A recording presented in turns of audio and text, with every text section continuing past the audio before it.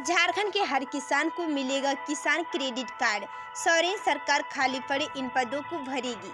Corona संक्रमण का असर कम होने के साथ ही झारखंड की हेमंत सोरेन सरकार ने विकास योजनाओं को गति देने का काम शुरू कर दिया है। झारखंड मंत्रालय में लगातार विभागीय समीक्षा का दौरा जारी है। शुक्रवार को इसी क्रम में कृषि पशुपालन एवं सहकारिता विभाग की समीक्षा मुख्यमंत्री हेमंत सोरेन की और विभागीय मंत्री बादल पत्रलेखन की बैठक के दौरान बीज वितरण को लेकर लैंपैक्स की लापरवाही का मामला सामने आया। हेमंत सोरेन ने विभाग के द्वारा लैंपैक्स से स्पष्टीकरण पूछने का निर्देश दिया है। झारखंड के किसानों को किसान क्रेडिट कार्ड से आच्छादित करने के लिए प्रखंड स्तर पर विशेष अभियान चलाया जाएगा। इस संबंध में 15 जुलाई तक किसानों से आवेदन प्राप्त करने की समय सीमा निर्धारित की गई। इसके लिए विभाग द्वारा शिविर लगाकर किसानों से आवेदन लिया जाएगा। अगर बैंक इस मामले में सहयोग नहीं करेगा तब उनसे भी विभागीय स्पष्टीकरण मांगेगी। मुख्यमंत्री ने विभाग में रिक्त पदों को भरने का निर्देश दिया है। मानव संसाधन की कमी से जिला स्तर में लाभार्थियों की लाभान्वित करने में परेशानी हो रही है। जब तक रिक्त पदों को नहीं भरा जाता तब तक अन्य विभागों से समन्वय स्थापित कर कार्य को आगे बढ़ाने की योजना बनाई गई है। जिला स्तर पर वन, पर्यावरण एवं जलवायु परिवर्तन विभाग में कार्यरत कर्मियों से कार्य लेने का निर्देश दिया गया है।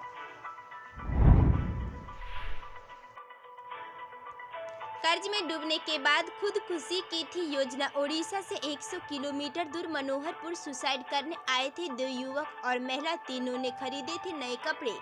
100 किलोमीटर दूर ओडिशा के लोहनीफाड़ा थाना क्षेत्र के कुइडा से गुरुवार की शाम सुसाइड करने मनोहरपुर आई एक महिला और 2 युवकों की गुत्थी सुलझ गई है। तीनों सुसाइड के इरादे से ही मनोहरपुर आए थे। इनकी प्रमुख वजह कोरोना के कारण रोजगार का अभाव, कर्ज व डिप्रेशन बताया गया। इस बात की पुष्टि लापता युवक अभिजीत देहुरू के शनिवार की रात थाना आने पर थाना प्रभारी अमित कुमार द्वारा पूछताछ के बाद हुई। तीनों ने सुसाइड से पहले नए कपड़े भी खरीदे थे। दरअसल महिला चीना रानी सेठ, उसका बेटा मनोज सेठ और भतीजा अभिजीत कुमार देहुरी नदी में कूद अपनी जान देने की कोशिश की थी, पर रानी सेठ और मनोज द्वारा चिल्लाने पर नदी के पास नहा रहे एक युवक उन्हें बचा लिया था। इस दौरान अभिजीत कुमार देहुरू तैराक होने की वजह से खुद तैर कर बाहर निकल गया और वापस कुइडा चला गया। रांची में वीकेंड लॉकडाउन। कोरोना की चैन तोड़ने के लिए आज संपूर्ण लॉकडाउन में सड़कें, सूरी चौक, चौराहों पर जांच में जुटी पुलिस। कोरोना वायरस की चैन तोड़ने के लिए राज्य सरकार ने स्वास्थ्य सुरक्षा सप्ताह 8 जुलाई तक के लिए बढ़ा दिया है।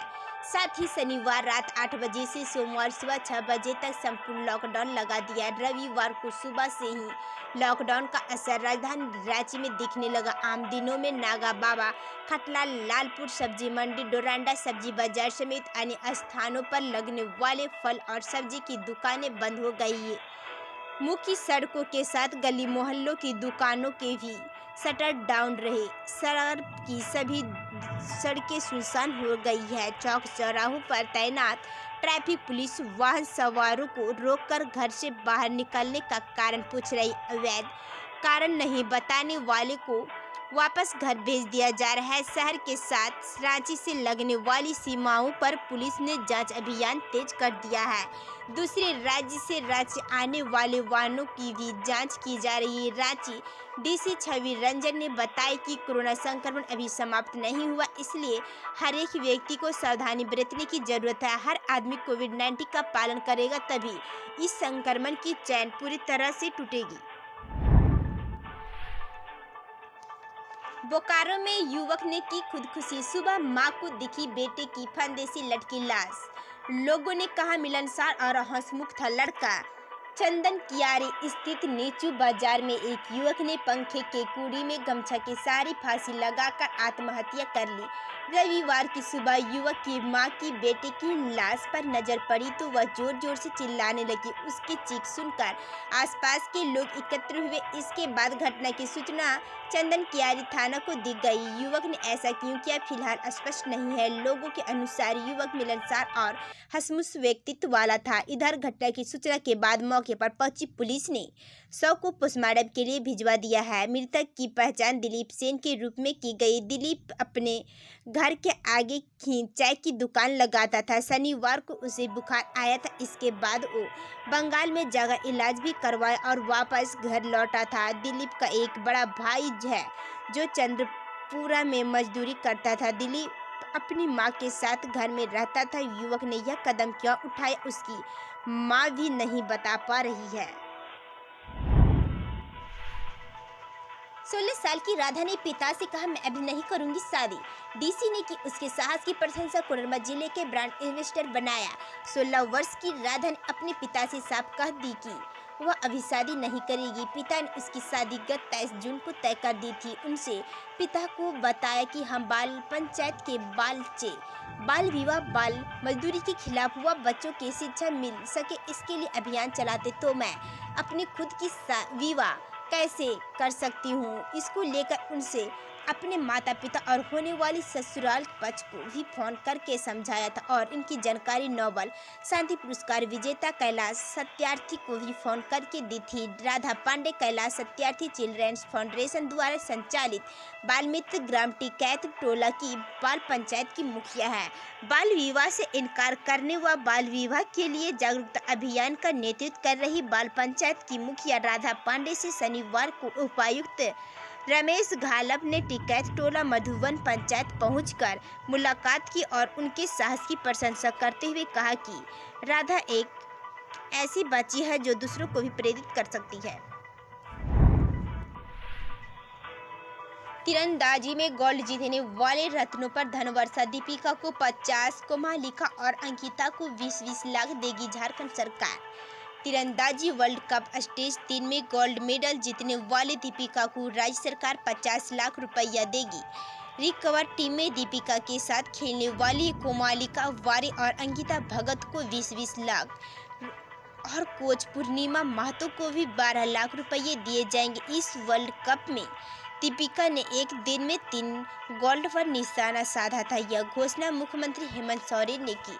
मुख्यमंत्री शनिवार को तीनों तीरंदाजों उनके कोच और हॉकी खिलाड़ी निक्की प्रधान और सालिमा टेट्टे को से वीडियो कॉन्फ्रेंसिंग के जरिए बात कर रहे थे। उन्होंने खिलाड़ियों से खेल की तैयारी से लेकर गोल्ड मेडल जीतने तक के अनुभव सुने। मुख्यमंत्री ने कहा कि सभी जिले प्रखंड व पंचायत स्तर पर खेल मैदान बनाने की तैयारी है। राज्य सरकार इस दिशा में काम कर रही है। हॉकी खिलाड़ियों के लिए एस्ट्रो टर्फ बनाया जा रहा है। सरकार नई खेल नीति भी ला रही है।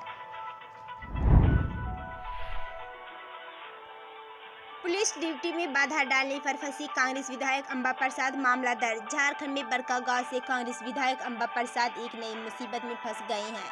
कांग्रेस विधायक के खिलाफ कटकमबाग थाने में पुलिस अधिकारियों के कर्तव्य निर्वहन में कथित रूप से बाधा पहुंचाने को लेकर प्राथमिकी दर्ज की गई। बता दें, राज्य में कांग्रेस झारखंड मुक्ति मोर्चा की अगुवाई वाले सत्तारूढ़ गठबंधन का हिस्सा है। वहीं कांग्रेस विधायक ने भी पुलिस के खिलाफ शिकायत की है। अंबा ने एसपी से मुलाकात की और उनके साथ दुर्व्यवहार करने के लिए पुलिस के खिलाफ लिखी शिकायत दी। एसपी कार्तिक ने कहा कि विधायक की शिकायत महिला थाने को भेज दी गई है। थाने को इसे प्राथमिकी मानने का निर्देश दिया है। हजारीबाग के पुलिस अधीक्षक कार्तिक एस ने बताया कि पुलिस ने 29 जून को थाने में जबरन प्रवेश करने और पुलिस कर्मियों पर 8 ट्रैक्टरों को छोड़ने का दबाव बनाने को लेकर विधायक के विरुद्ध प्राथमिकी दर्ज की है। ये ट्रैक्टर अवैध बालू खनन के खिलाफ चलाए गए अभियान के दौरान जब्त किए गए थे, जो थाना परिसर में खड़े हैं।